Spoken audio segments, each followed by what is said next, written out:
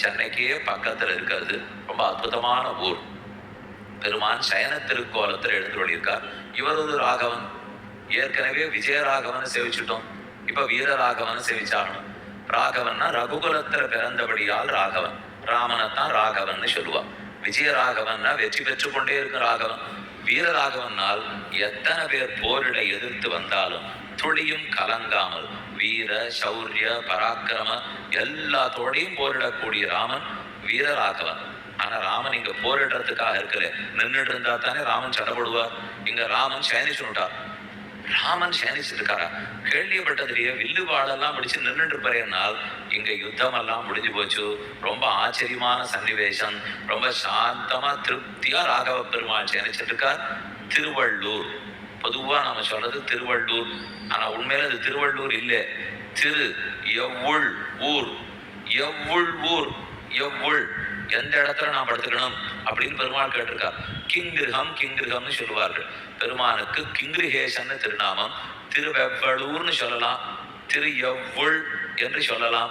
ஆனா நாம மருவி அநேகமா எல்லா பேரும் மருவு, நிறைய சிதைவு தான். இப்ப இருக்கிறது திருவள்ளூர் திருவள்ளூர்னு போட்டுடுறோம். ஆனா ஆழ்வார் பாட்டை பார்த்தோம்னா திருவள்ளூர்னு கிடைக்கவே கிடைக்காது. அவர் எவ்வுள் எவ்வுள்னு தான் பாடியிருக்கார். ரொம்ப ஆச்சரியமான ஊர்.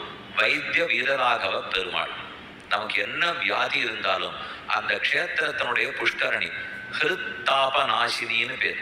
ஹிருது மனம், ஹிருதயம் மனம். ஹிருத்தாபம் நம்ம உள்ளத்துல நிறைய வெப்பம் இருக்கு, கொதிப்பு இருக்கு. அந்த தாபத்தை எல்லாம் நாசினி தொலைக்க வந்த ஆச்சரியமான புஷ்கரணி ஹிருத்தாப நாசினி புஷ்கரணி. பிரத்யும்னன் என்னும் ஒரு அரசன் இருந்தான். அவனுக்கு ரொம்ப நாளா புத்திர பேரு கிட்டவில்லை. அதற்காக அவன் தபஸ் செய்து கொண்டு வந்தான்.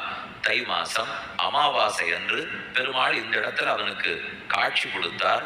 அப்போதே அவனுக்கு புத்திர பிராப்தி வரம் வேண்டினான். 2 வரம் கேட்கிறான். எனக்கு பிள்ளை வேணுங்கிற வரம், பிள்ளை கொடு. தை மாச அமாவாசை அன்னைக்கு தேவரீர் எனக்கு தோற்றம் அளித்திருக்கு.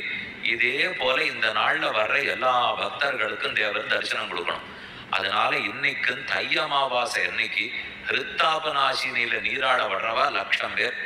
திருவள்ளூர் போனா கால் வைக்கிறதுக்கு அன்னைக்கு இடம் இருக்காது. அது தை அமாவாசை. ஆனா இப்ப என்ன எடுத்து மாசந்தோறும் அமாவாசைக்கு கூட்டம் வர ஆரம்பிச்சுட்டான்.